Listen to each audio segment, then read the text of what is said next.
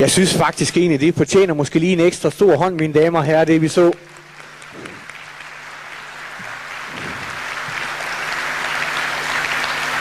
Der er måske ligefrem nogen, der har været med på billederne, det ved jeg ikke, men det er altid sjovt at se. Ja, mine damer og herrer, nu var det ikke så lang tid, inden vi skal til i gang med hovedretten. Og jeg manglede, altså, der er så mange ting i aften, der er så mange spændende mennesker, der er så mange beskeder, der skal gives. Og jeg manglede lige en enkelt besked i forbindelse med, det ved jeg ikke, om der er nogen, der har tænkt på, hvad gør vi, hvis der opstår brand herinde? Der kan opstå en pludselig brand, og folk går i panik, og de farer alle sammen med ild i røven derover. Det duer ikke. Og så derfor er vi ligesom nødt til at prøve at inddele i nogle grupper, hvis det skulle ske. Og der gør vi det, at vi gør det efter endetal på mobiltelefoner. Vi starter simpelthen med 01, 02, 03, 04, 05 og 06. Og på den måde får folk ud i sådan en rimelig god ro og orden. Så sidder der måske nogen og siger, jeg har ikke nogen telefon. Og til dem siger vi så, held og lykke. Ja. Så blev jeg her forleden dag ringet op af ledelsen. Det var herr Kruse Andersen, som ringede op og sagde, at han var lidt nervøs for, om der ligesom skete nok. Altså om folk var glade, og de ligesom følte sig underholdt. Og så sagde han til mig, herr Kruse Andersen, jeg sidder fidlet lidt med en sang. Jeg har sådan siddet her nogle aftener og nogle eftermiddage, har jeg taget lidt fri og gået lidt rundt. Og så har jeg sådan siddet fidlet lidt med en sang. Kruse Andersen er jo det, man kalder ord. God til ord. Og han siger så, at jeg sidder fidlet med en sang, og Pilgaard, er det noget, du eventuelt kunne afsynge? Fordi jeg synes, det vil passe sig godt. Så siger jeg så, jamen Kruse Andersen, det skal vi nok finde ud af. Og jeg har så fået sangen her, og det er som sagt en sang, som herr Kruse Andersen har skrevet. Og når I sådan ligesom får fat i den, så må I meget gerne synge med. Det vil i hvert fald glæde direktionen og ledelsen, at der ligesom er nogen, der ligesom bifalder lidt. Så dem vil jeg afsynge nu, mine damer og herrer, så snart I lige synes, at det virker ret godt det her, så stemmer I bare i. Den lyder sådan her. L-I-C, L-I-C, L-I-C, L-I-C, L-I-C, L-I-C, L-I-C. I kender den garanteret godt. L-I-C, L-I-C, L-I-C. Det stopper vi lige. Som sagt, det er fællessang, mine damer og herrer. Og det betyder, at vi alle sammen tager den, så vi starter lige alle sammen igen, mine damer og herrer. Er I med? L-I-C, L-I-C, L-I-C, L-I-C. Er det teksten, der er lidt svær? L-I-C, L-I-C, L-I-C, L-I-C, L-I-C, L-I-C, L-I-C, L-I-C, L-I-C. Så synes jeg lige, vi skal sende vores tanker over til Kruse Andersen og lige give ham en hånd for en meget, meget fin tekst.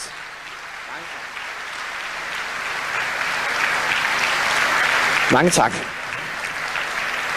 Jeg fornemmer allerede, at vi er allerede ved at ligesom at mødes lidt, og den gode stemning er ved at være der. Fordi om ganske få minutter skal vi ned til buffetten. Og nu står hovedretten klar dernede. Og der har så været nogle røster, som siger, det går lidt i kaos. Folk de myldrer dernede, og de ved ikke, skal vi holde til højre, skal vi holde til venstre, og går damerne først.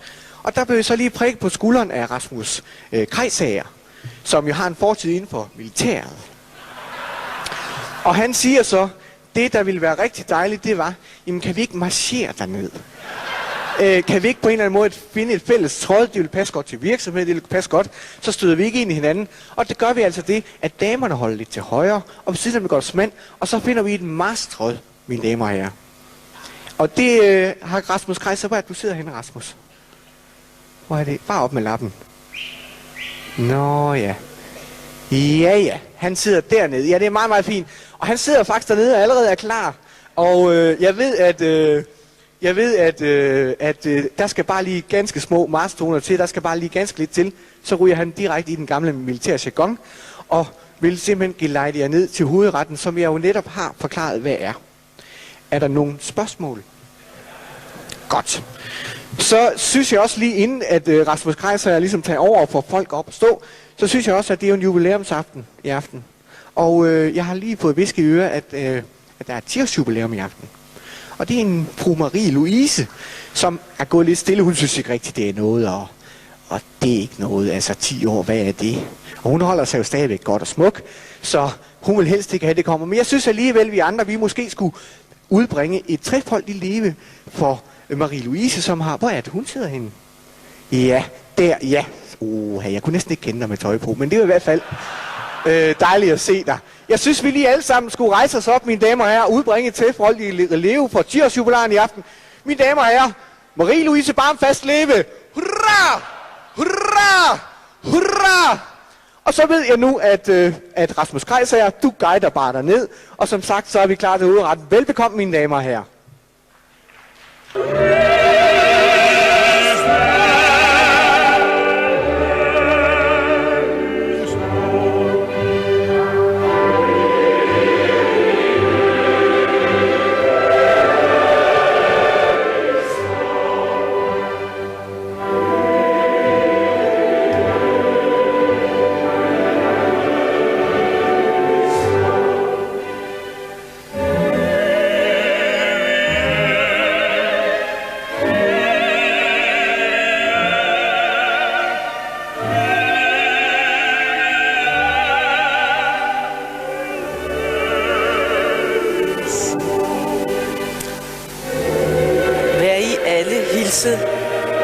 Fra de himmelske sale.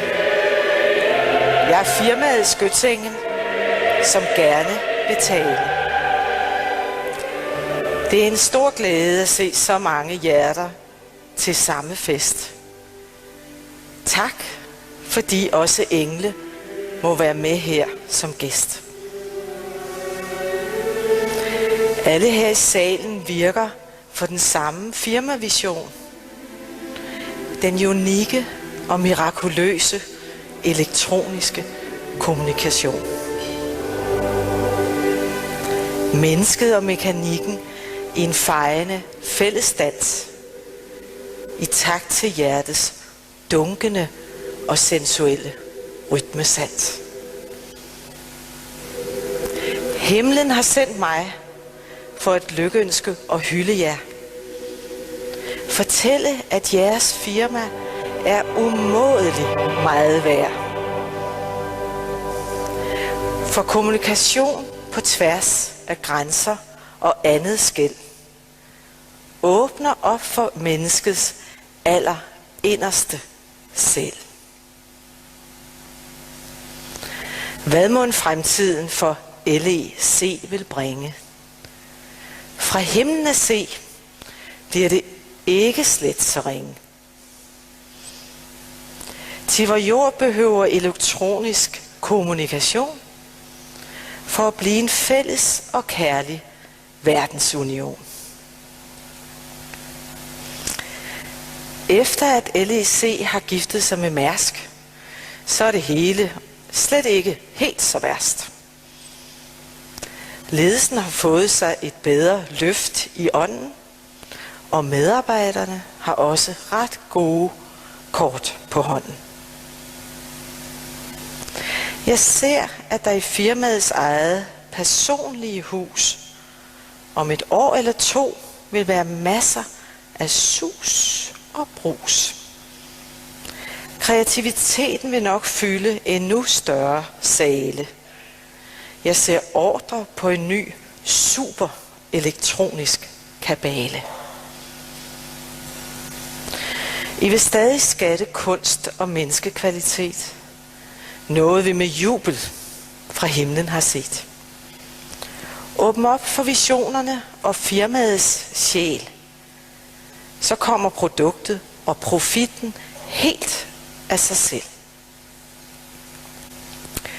40 år er netop den modne alder, hvor sjælen åbner for menneskets undren og anden dvælen. En alder, som stråler intuitionens klartseende øje. Og nu, på firmahoroskopet, jeg vil kigge ganske nøje.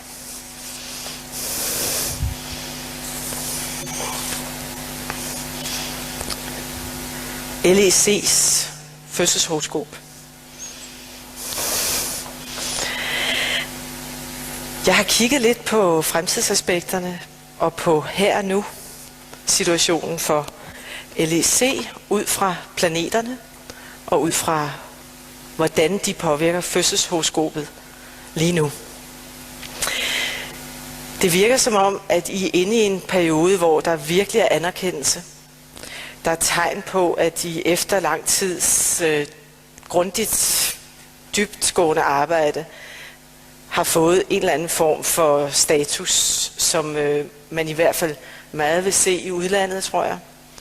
Der er meget med udlandet på programmet lige nu, så det kunne se ud som om, I er ved at feje ind over hele moder jord med jeres elektronik. Der kommer, så vidt jeg kan se i horoskopet, som jo er født i fiskenes tegn. Det er et fiskefirma. Det er jo de dybe følelsers tegn. Det er massernes tegn. Det har noget med intuition at gøre. Det har noget at gøre med fantasi og indlevelsesevne og menneskekvalitet. Derfor er der sikkert mange medarbejderklubber i firmaet. Kunne jeg forestille mig, I gør en del ud af det med mennesket. I firmahoroskopet er der en tvillingascendant, og det har noget at gøre med kommunikation. Det er brobyggeren. Det er dem, der også nogle gange taler meget. Der er sikkert en del tale i firmaet. Spændende, hvad man taler om. Men lige præcis i den der brobygningstegn, tvillingerne, der står planeten Saturn og arbejder med at lave en meget grundig ny brobygning til nye områder, hvor I er ved at forbinde måske et område, som ikke har været forbundet før, men med nogle af de portaler, I har. Der er i hvert fald lagt op til, at der er gjort et meget stort stykke arbejde, som nu får ros steder fra. Firmaet bliver 40 år, og 40 år, det er også den lidt uartige, revolutionerende alder, hvor man kunne forestille sig, nye idéer springer frem. Også nogle gange i fremtiden, det næste 1-1,5 år, nogle vilde idéer, som I måske ikke skal forkaste, fordi idéerne kunne gå hen og blive meget stor rækkevidde i fremtiden, selvom de kunne virke nærmest punkeragtige.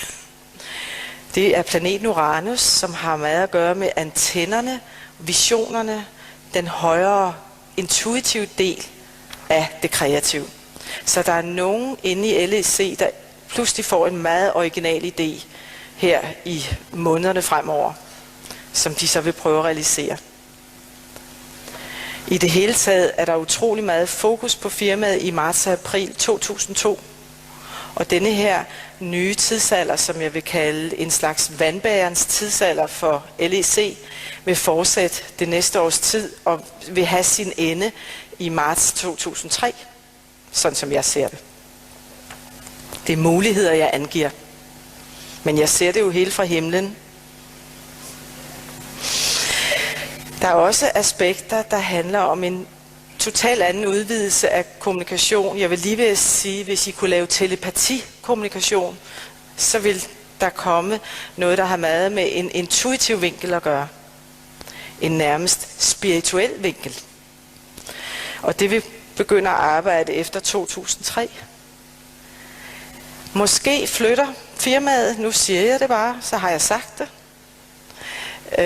om 1,5 til 2 år, som jeg også lige siger i hyldestigtet, bliver der en del sus og brus, som jeg siger. Der kommer jo sikkert helt nye epokegørende ting, som vil give genlyd både fra bund og til loft.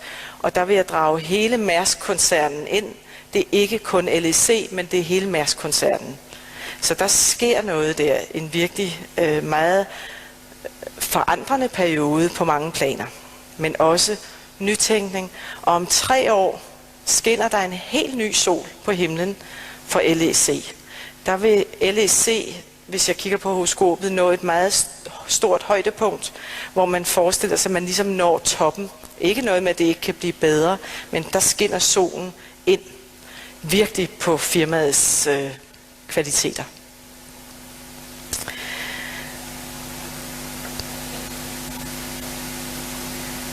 Jeg kan sige meget mere, og der er noget omkring den offentlige sektor, at være brobygger med den offentlige sektor og teleportaler ud i det andet samfund.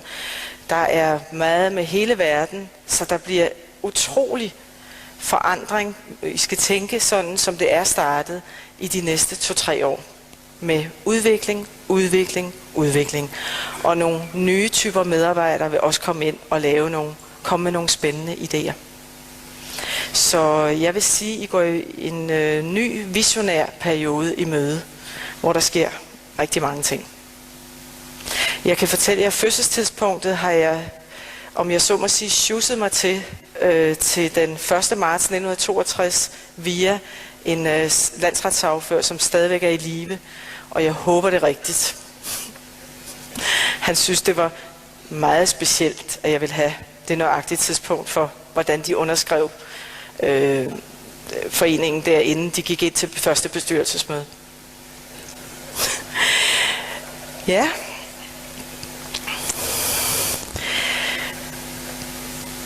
Der er, altså det jeg har ridset op her, det har meget at gøre med nogle kollektive planeter, som kommer til at betyde noget for hele firmaet. Kollektivt vil sige, at det berører alle.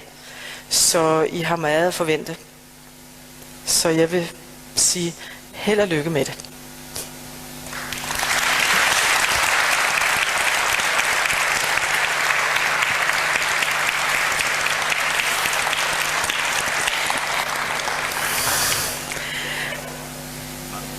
Og jeg vil gerne bede om direktør Kim Kruse Andersen kommer op og trækker et tarotkort.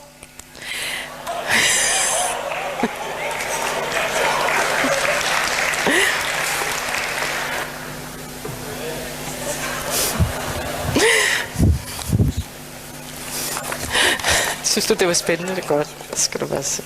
Godt. Jeg vil indbyde Kim til, må jeg sige, Kim? Ja. Kald mig Engel. Engel, ja, Engel. Jeg vil indbyde Kim til at trække 2 tarotkort. 2 nu? Ja. Okay. Er der en, du synes, der skal trække det andet? Nej. Ja, direktøren tager ansvaret. Og så vil jeg bede dig om at trække et kort fra et sæt her, som har meget at gøre med firmaets fundament. Her nu, og det er et råd fra guderne her nu. Skal du ja, og så skal du se. Og lige et øjeblik, fordi så lægger jeg lige de andre kort ud, for du skal også trække et kort for firmaets vision. Sådan, så vi får vision og fundament til at hænge sammen. Ja. Det er en meget god måde at gøre det på. Ja. Det er godt, du kan lide det. Skal du se, dem blander vi også lige. Og så du trækker uden at vende dem, og lægger et kort der, og et fra den anden bunke der. Så du giver dig bare, ja, du tager bare et kort. Det er fundamentet. Ja, og vision.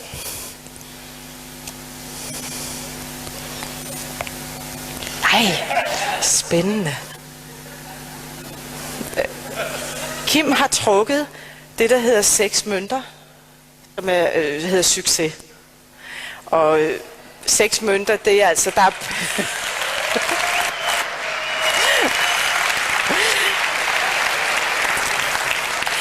Det er en fundamental succes. Mønter er jo penge, og der er en cirkel med mønter, og det vil sige, det kommer af, at man arbejder i fællesskab, og at der er succes via, at man forholder sig til menneskets hjerteenergi også, sammen med pengene. Kim spørger, om de er ens alle sammen.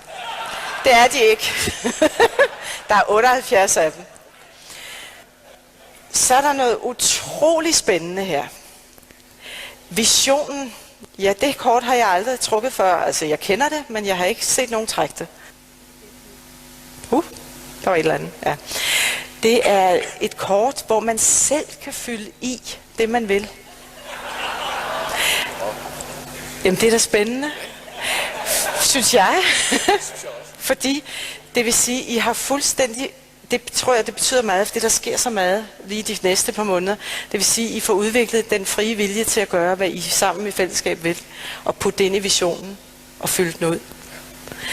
Skal du have et hjælpekort til det? For det synes jeg er spændende til at finde ud af. Er der flere af dem? Nej. Så slutter vi med det. Yes. Ja, lige præcis. Der kommer kortet, der hedder genfødsel. En kvinde, der rider på en løve, og simpelthen føler, at hun er blevet nyfødt, genfødt. Så I er på vej ind, som jeg sagde, til en helt ny sol, en LEC. Værsgo.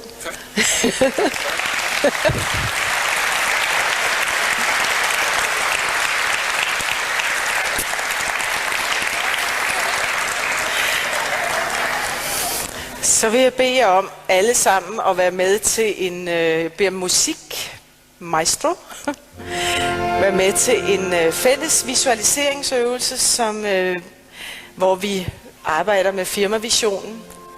Og jeg vil bede jer om at lukke øjnene,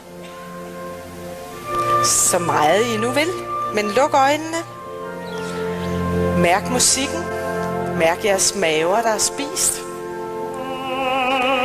Træk vejret dybt.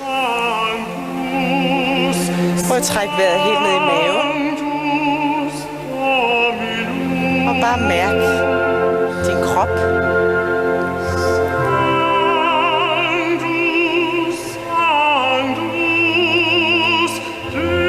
Og mærk, hvordan du lige så stille slapper af, selvom du er midt i en fest. Slapper du lige af.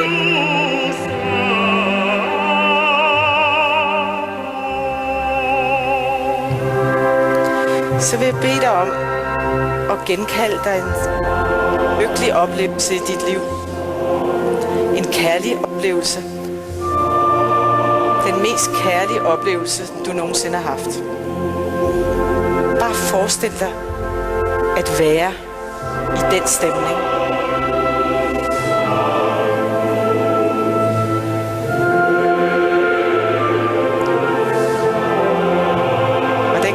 Oplevelse.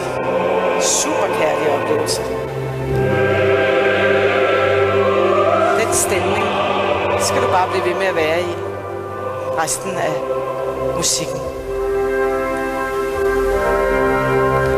Og nu kalder jeg sammen med alle mine hjælpeengle, som står rundt om hele gruppen. Det er ikke sikkert, at I kan se dem, men I kan mærke dem. Det er firmaets skytsengle.